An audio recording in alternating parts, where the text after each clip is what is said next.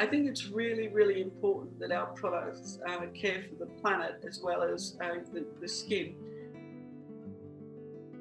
Hi, I'm Lisa Oxton, the Beauty and Style Director of Marie Claire. Today I'm interviewing Pauline Hili, founder of Nourish London. I am a scientist, I am a chemist, and I have been in the beauty industry for the past, what feels like, it's probably about 35 years now, with an absolute passion for science and women in science, and particularly organic science. Why is it important to your business that your products don't just care for the customers but care for the planet as well? Why is it so important to you personally? I think it's really, really important that our products care for the planet as well as the skin, because I think the two are very, very, very linked. Most of my research over the last kind of 6 years has taken me around to the quality of air, for example, and the effect of air on the skin.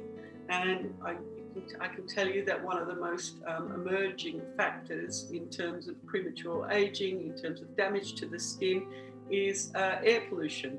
Particulate matter, for example, is now believed to be one of the causes of dark spots where you get the melanin concentration. So for me, you can't have one without the other. They are so linked. I think the skin is a barometer for the health of the person, but also the health of the planet in many ways. Insects play a vital role as pollinators. They help to keep the soil healthy. They also help to spread seeds and create that pollination. And they are really, without that pollination, our food chain, for example, would collapse in a very, very short period of time. So life on Earth, as we know it today, would be markedly changed by a decline in the insect population. The little critters do a lot, really. For me, they are almost like the glue that connects certain species and connects us to the land. And why are soils a crucial ecosystem for our wildlife, and how is conventional farming damaging the soil's health?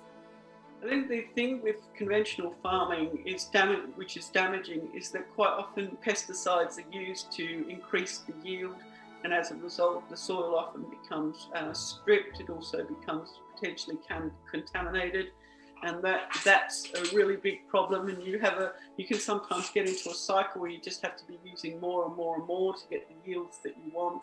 And I think with organic farming, you have much more respect for the soil's inherent process and using rotation to keep the land well managed. So I think that's, for me, with the organic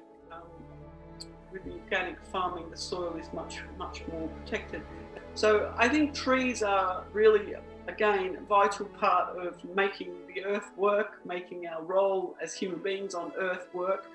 They obviously take carbon dioxide, they put out oxygen, so they're very, very they play a very important role, if you like, in keeping our air healthy, and also, as well as being providing habitats for animals and habitat for insects.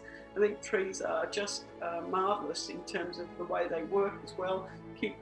Help to keep the soil healthy as well in terms of that process. Trees represent a real junction and a real interconnectedness between various species really inhabiting the earth. And when we talk about deforestation, when we talk about the loss of those environments, so for example, as I said, with palm oil, 8% being responsible for 8% deforestation, we must act really quickly to find alternative methods to really have the raw materials that we need in the most sustainable manner. The philosophy behind organic is holistic. It's about 360 degrees. It's not about singling out an individual organism, but it's about how they engage, and it's about the interfaces and the interconnectedness. So I think for me as a scientist, again, it allows for really holistic practice.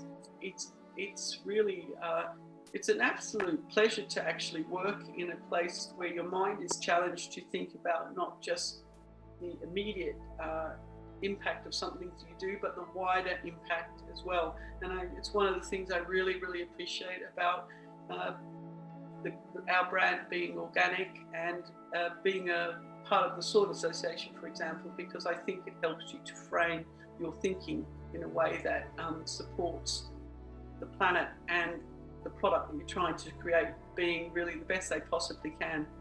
If you're part of a wider ecosystem, then you've got more chance of actually making things happen. Very happy to share some of the scientific research that we've conducted to really inspire the next generation.